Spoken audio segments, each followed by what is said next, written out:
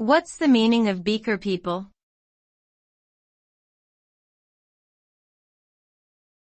Beaker people.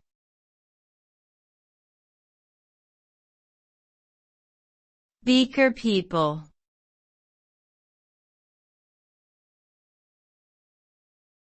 Beaker people.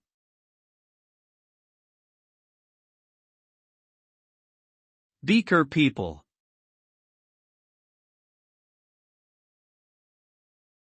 The Beaker people were a prehistoric culture that existed in the late Neolithic and early Bronze Age, from around 2400 BC to 1800 BC.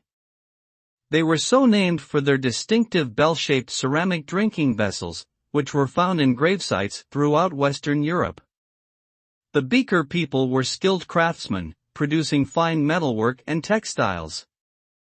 They were also successful traders, exchanging goods with neighboring cultures across long distances. Archaeological evidence suggests that they may have been a mobile, pastoralist people who moved seasonally with their herds of cattle and sheep. The origins and cultural affiliations of the Beaker people remain a subject of ongoing research and scholarly debate.